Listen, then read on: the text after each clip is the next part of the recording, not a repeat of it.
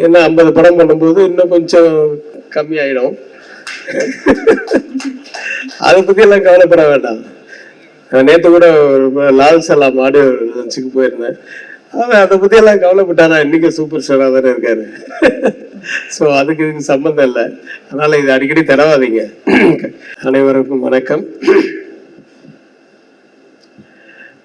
Bhagyaraj sir யார்கிட்டயோ இடம் எங்கன்னு கேட்டு தெளிவா கேட்டுதான் சொன்னாரு. முதல்ல அவன் தெளிவா இருக்கான்னு பார்த்துருக்கணும். அது மாதிரிதான் எல்லாருக்கும் நடக்கும். எனக்கும் நடந்திருக்கு.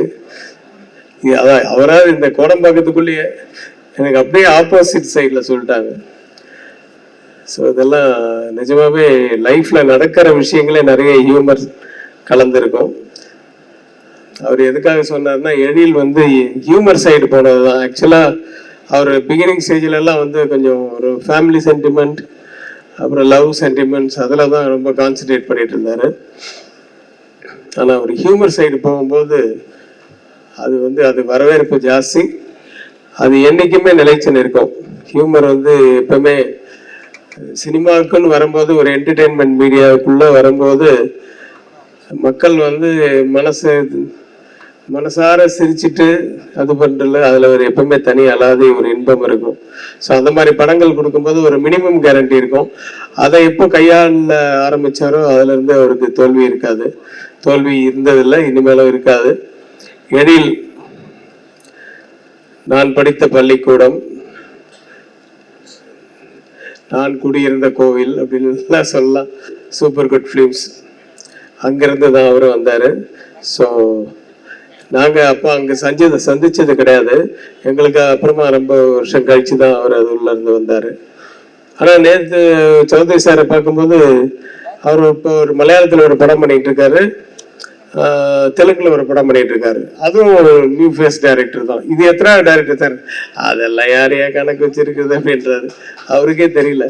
ஸோ அப்படி new face directors, new face technicians, நிறைய ஆர்டிஸ்ட் இதெல்லாம் இன்ட்ரோடியூஸ் பண்ண அவருக்கே கணக்கு தெரியல. அவர் இப்போ 98 படம் முடிஞ்சிச்சு. 100வது படம் மிகப்பெரிய படமா அவர் படம் வரணும். அதுக்கு அவரே வெயிட் பண்ணிட்டு இருக்காரு. ஸோ அந்த ஸ்கூல்ல இருந்து வந்த எழிலுக்கு வாழ்த்துக்கள் சொல்றதுக்காக தான் நான் இங்க வந்தேன். சேம் டைம் தேசிங்க ராஜா ஆடியோ லான்ச் ஃபர்ஸ்ட் லுக் அந்த மியூசிக் டைரக்டர் வித்யாசாகர் சார் கூட நானும் பணிபுரிஞ்சிருக்கேன்.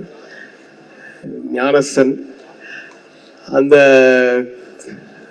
அந்த படமும் எழிலும் நல்ல மிகப்பெரிய வெற்றி அடைய வேண்டும். எழில் வந்து 25 வருஷம் அப்படிங்கிறது வந்து நமக்கு சொன்ன மாதிரி படைப்பாளிகளுக்கு வந்து வயசு கிடையாது. அவர் என்றும் 25 வயசாக இருக்கட்டும். 25 வயசா மைண்ட்ல இருந்தாதான் கதைகளும் வரும், ஹியூமரும் வரும், காட்சிகளும் வரும். அப்படி இயக்கக்கூடிய ஒரு திறமைசாலியான ஒரு இயக்குனர். எனக்கு வாழ்த்த வயது இருக்கு. அதனால வாழ்க பல்லாண்டு எழில். இன்னும் நிறைய படங்கள் பண்ணணும். ஏன்னா 50 படம் பண்ணும்போது இன்னும் கொஞ்சம் கம்மியாயிடும். அதை பத்தி எல்லாம் கவலைப்பட வேண்டாம். நேற்று கூட லால் சலாம் ஆடியோ லஞ்சுக்கு போயிருந்தேன். அதை பத்தி எல்லாம் கவலைப்பட்டாரா? இன்னைக்கு சூப்பர் ஸ்டாரா தானே இருக்காரு. ஸோ அதுக்கு இதுக்கு சம்பந்தம் இல்லை. அதனால இது அடிக்கடி தரவாதீங்க.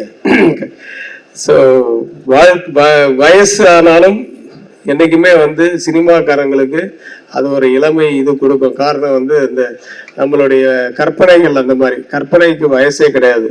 ஏன்னா நம்ம சின்ன வயசுல பார்த்த அனுபவங்களை இன்னைக்கு பண்ணும்போது நம்மளும் அந்த சின்ன வயசுக்கு போனாதான் அந்த படம் பண்ண முடியும்.